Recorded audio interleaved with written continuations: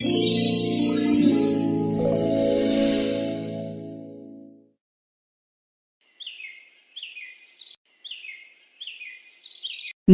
में रहने वाली कौशल्या के बेटे की उम्र अब 25 से ऊपर हो चुकी थी, इसलिए उन्हें अब अपने बेटे की शादी की चिंता सताई जा रही थी। लेकिन अपने इकलौते बेटे की शादी को लेकर उनकी कुछ उम्मीदें थीं। देख सुमित्रा, दहेज का मुझे कोई खास लालच नहीं। लड़की चाहे जैसी भी हो, वो दिखने में एकदम सुंदर और गुणी होनी चाहिए। खासकर उसका रंग दूध की तरह सफेद, उसकी गोरी गोरी कलाइयां हो और गोरा गोरा चांद सा चेहरा। तू भी ना कौशल्या, कितने बड़े बड़े सपने देखती है। अरे कम से कम अपने बेटे को तो देख, क्या कमी है मेरे बेटे में।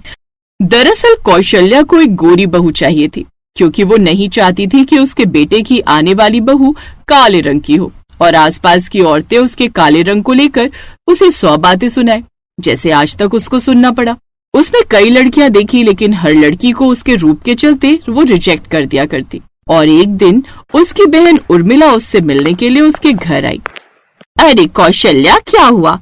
तेरे बेटे की बात कहीं पक्की नहीं हुई क्या? ऐसी चलता रहा तो तेरा बेटा तो कवारा ही रह जाएगा।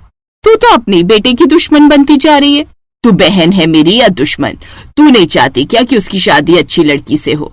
मैं चाहती हूँ उसका घर एक आदर्श रिश्ते की तरह बसा रहे, मेरी तरह वो समाज में ताने ना सुने। अरे मैं तो चाहती हूँ कि तेरे बेटे की शादी हो जाए, उसका घर बस जाए, लेकिन तू ही है मेरी बताई हुई लड़कियों को हर बार मना कर देती है। अब क्या उसके लिए आसमान से कोई अप्सरा उतर कर आएगी? अगर तू बुरा ना माने तो मैं एक बात कहूँ, तुमने इतने कड़वे बोल तो बोल ही दिए हैं, तो आगे भी बोल ही दो। मेरी बेटी है ना लंदन में, उसकी दूर की ननद है, रैना नाम है उसका। तू कहे तो मैं बात करूं? अरे नहीं नहीं, हमसे ये रहना मैना नहीं चलेगी, हमको तो अपनी दाल भात ही अच्छी लगती है।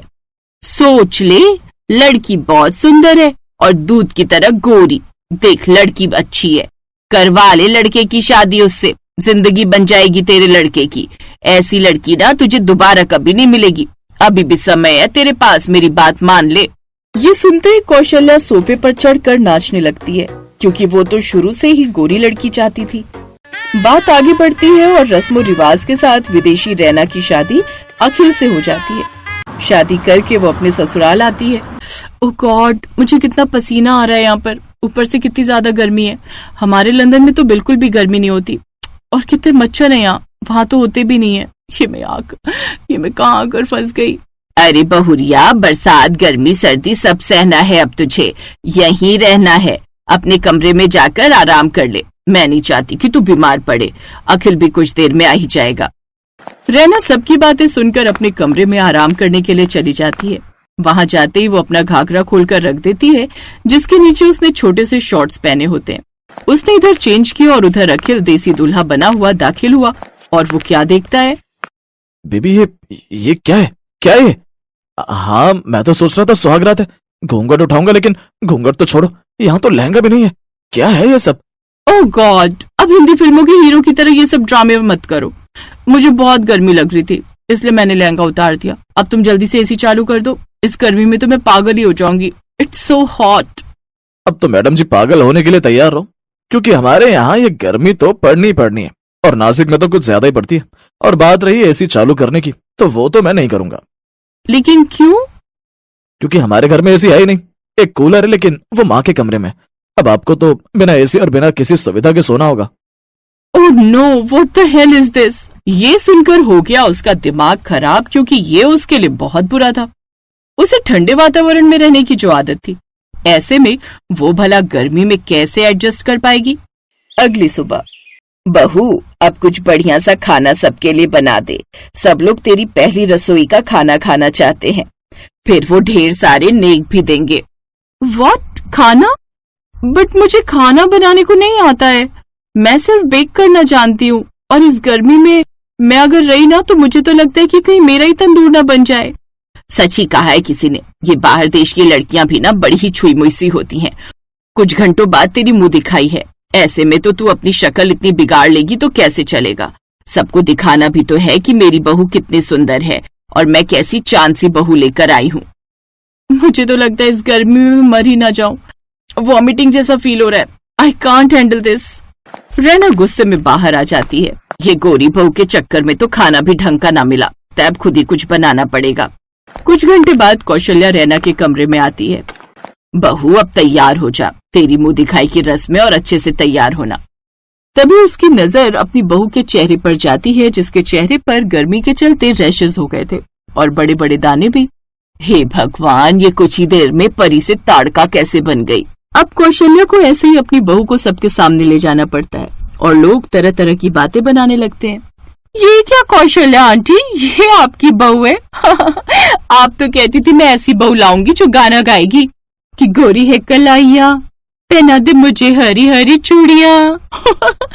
लेकिन इसकी शक्ल देखकर तो लग रहा है कि ये खेत में टमाटर बोकर आई है। ऐसा मत बोल, उसकी बहू तो बड़ी सुंदर और विदेशी है। सभी उसकी बहू की खिल्ली उड़ाती हैं और वहां से मजाक बनाकर चलती बनती हैं। अब सास को उस पर बड़ा गुस्सा आता है, लेकिन वो कर भी क्या सकती थी। उससे इस बात का बदला लेने के लिए वो उसे जानबूझकर खेतों में काम पर जाने के लिए मजबूर कर देती है।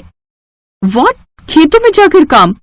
पर मॉम जी, मेरे को तो खेतों में काम करना ही नहीं आता, तो फिर मैं खेतों में काम कैसे करूंगी? और ऊपर से वहां गर्मी भी बहुत है। हाँ माया, तुम कैसी बातें कर रही हो? ठीक कह रही हूँ। अब चुपचाप खेतों में जाओ और अपने पति का हाथ बटाओ। कम से कम 4 लोग मेरी तारीफ तो करेंगे कि अंग्रेजन बहू भी इतने अच्छे से काम करती है और हिंदुस्तानी रस्मों को निभाती है। चल अब जा। ये हरे हरे खेत कितने सुंदर लग रहे हैं ना। आखिर मुझे तुम्हारे साथ रोमांटिक गाना गाना है। हो गोरी है कलाइया, पहना दे मुझे हरी हरी चूड़ियां। गोरी है कलाइया, पहना दे मुझे हरी हरी चूड़ियां। अपना बना ले मुझे साजना, गोरी है कलाइया। अरे अब तुम पेड़ की छांव में बैठ जाओ, मैं तब तक काम कर लेता हूँ। अखिल रैना को एक जगह बैठने के लिए बोलता है, लेकिन अचानक से तेज धूप में गर्मी के चलते वो फिर से बेहोश होकर गिर पड़ती है। वो उसे जल्दी से गोद में उठाकर घर लाता है। अरे ये क्या हुआ बहू तुझे? माँ, जब आप अपनी बहू को संभाल नहीं सकती तो मेरी शादी क्यों करवाई आपने? जब से शादी हुई है इसको देख रहा हूँ मैं, इसे गर्मी के कारण घर में नहीं रह जाता और आपने इसे खेतों में काम करने के लिए लगा दिया। ये क्या बात हुई माँ? कितनी खुदगर्ज हो माँ आप। लोगों को दिखाने के लिए, उनसे तारीफ सुनने के लिए आपने क्या हालत बना दी इसकी। लेकिन अब बस आपका बहुत हो गया। मैं आपको एक बात साफ साफ कह देता हूँ, अगर आपने अपना बर्ताव बदला तो ठीक, वरना मैं इसको लेकर चला जाऊंगा और कभी वापस नहीं आऊंगा। अब कौशल्या को अपनी गलती का एहसास होता है और वो उसे माफ कर देती है। मैंने तेरे साथ जो व्यवहार किया उसके लिए मुझे माफ कर दे बहू। अब तू आराम कर, मैं तुझे किसी भी तरह की कोई परेशानी नहीं होने दूंगी। इन गर्मियों की वजह से मेरी विदेशी बहू बिल्कुल ही परेशान हो गई थी। तेरी इन गोरी गोरी कलाइयों में बस हरी हरी चूड़ियां ही अच्छी लगती हैं, खेतों का फावड़ा नहीं। ये बोलकर वो उसको अपने गले से लगाती है और वो समझ गई थी कि जब हम अपने घर में हीरा लाते हैं तो हमें इसे तराशना भी पड़ता है।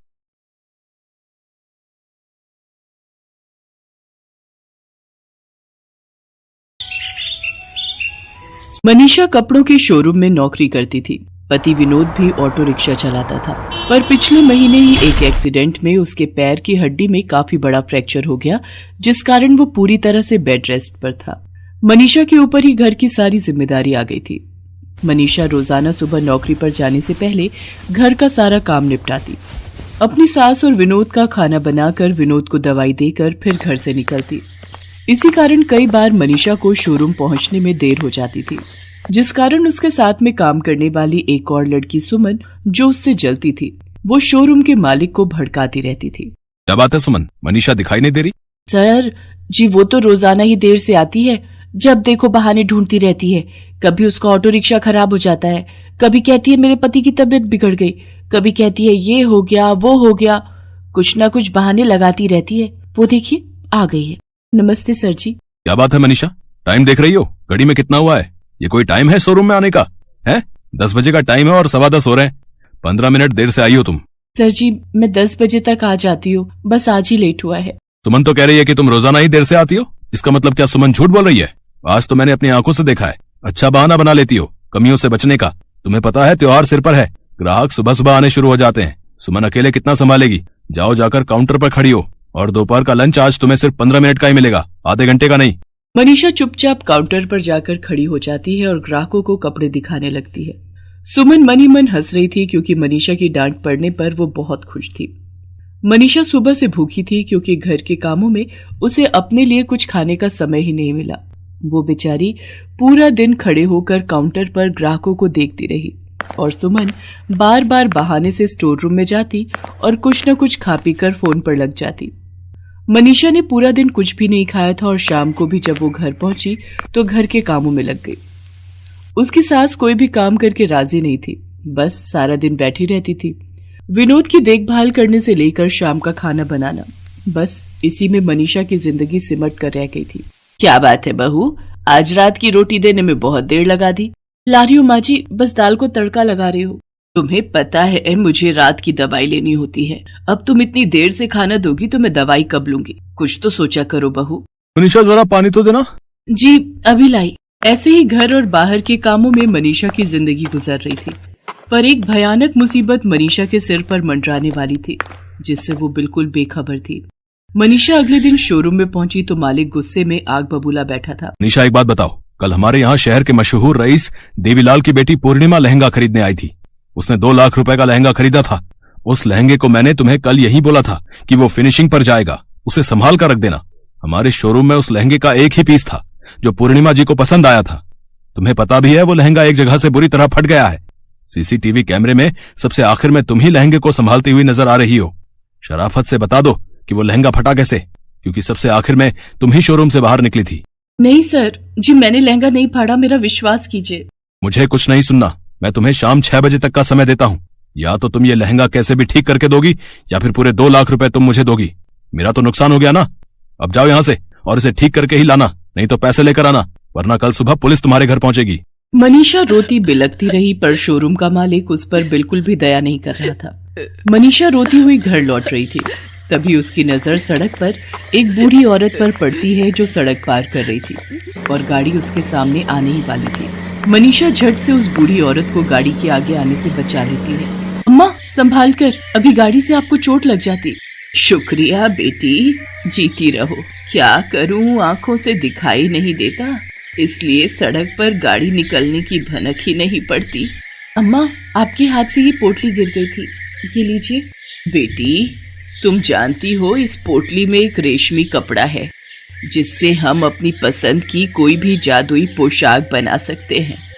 किसी जमाने में मैं एक बहुत बड़ी जादूगरनी थी और इस कपड़े की सहायता से बहुत सुंदर सुंदर पोशाक बना लिया करती थी, पर अब उम्र के साथ मेरी आंखें भी कमजोर हो गई हैं और मैं नहीं चाहती कि मेरे बुढ़ापे का फायदा उठाकर कोई इस कपड़े को चुरा कर ले जाए, इसलिए इसे पोटली में बांधकर अपने साथ रखती हूँ।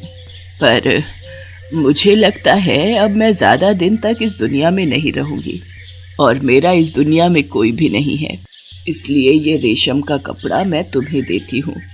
इसकी सहायता से तुम कोई भी पोशाक बनाकर बेच सकती हो और अपना खुद का व्यापार कर सकती हो। अम्मा आज तो आप सचमुच मेरे लिए भगवान का कोई रूप बनकर आई हो। आपने ये कपड़ा देकर मेरी बहुत बड़ी परेशानी को दूर कर दिया। आप मेरे ही साथ क्यों नहीं चलती हो? मैं आपको अपने पास रखना चाहती हूँ। नहीं बेटी, अब मैं उम्र के इस पड़ाव पर हूँ कि मुझे 4 धाम की यात्रा करनी है, इसलिए मैं तो बस प्रभु के चरणों में ही अपने आखिरी दिन गुजारना चाहती हूँ। मनीषा से विदा लेकर वो बूढ़ी औरत वहाँ से चली गई। मनीषा भी उस रेशमी कपड़े को लेकर घर आ गई। वो थोड़ी घबराई हुई थी। उसने चुपचाप अपने कमरे में उस कपड़े को बिछाया और बोली, ऐ जादुई रेशम के कपड़े, मैं जैसा लहंगा चाहती हूँ क्या वो मेरे सामने आ सकता है? देखते ही देखते मनीषा के सामने हूबहू वैसा ही लहंगा आ जाता है जैसा शोरूम से गायब हुआ था। मनीषा खुशी के मारे उछल पड़ती है। उसकी तो मानो सारी परेशानियां दूर हो गई थी। वो अच्छे से उस लहंगे को पैक करती है और शोरूम पर लेकर पहुंचती है। लहंगे को बिल्कुल ठीक हालत में देखकर शोरूम का मालिक हैरान रह जाता है। अब उसके आगे प्रश्न करने का कोई मतलब ही नहीं बनता था। सर जी, मैं आपके शोरूम की नौकरी छोड़ रही हूँ। जहाँ पर विश्वास न हो ऐसी जगह पर काम करने का कोई फायदा नहीं है, मुझे माफ कीजिएगा। मनीषा नौकरी छोड़कर घर आ जाती है। मनीषा ने रेशम के कपड़े की सहायता से सुंदर सुंदर जादुई लहंगे बनाकर शहर की बड़ी दुकानों पर बेचने शुरू कर दिए। लहंगे देखने में बहुत सुंदर थे, इसलिए वो ग्राहकों को बहुत पसंद आने लगे। अब तो शहर में ही क्या, आसपास के बड़े शहरों में भी मनीषा के लहंगे बिकने लगे। ये देखकर उसकी सास और पति बहुत खुश थे। मनीषा ने उन्हें उस रेशम के कपड़े के बारे में सच्चाई बता दी थी। जिस शोरूम पर मनीषा नौकरी करती थी, उसके मालिक को सच्चाई का पता चल गया था कि सुमन ही असली गुनहगार है। उसने ही लहंगा जानबूझकर फाड़ा था, इसलिए मालिक ने उसे नौकरी से निकाल दिया और मनीषा से माफी भी मांगी। मनीषा ने उसे माफ तो कर दिया, पर उसे अपने लहंगे नहीं बेचे, जिससे वो लज्जित होकर वापस चला गया। धीरे धीरे मनीषा ने विनोद का अच्छे अस्पताल में इलाज करवाया और वो भी ठीक हो गया। अब तो वो भी मनीषा के साथ लहंगों के व्यापार में हाथ बटाता था। बड़े बड़े फैशन शो में मनीषा के लहंगे जाने लगे। देखते ही देखते मनीषा लहंगों की बड़ी व्यापारी बन गई। आज उसने अपनी सास और पति विनोद को वो सारी खुशियां दे दी थी जिसके लिए वो हमेशा से ही तरस रहे थे। आखिर औरत लक्ष्मी का रूप होती है, ये मनीषा ने साबित कर दिया था।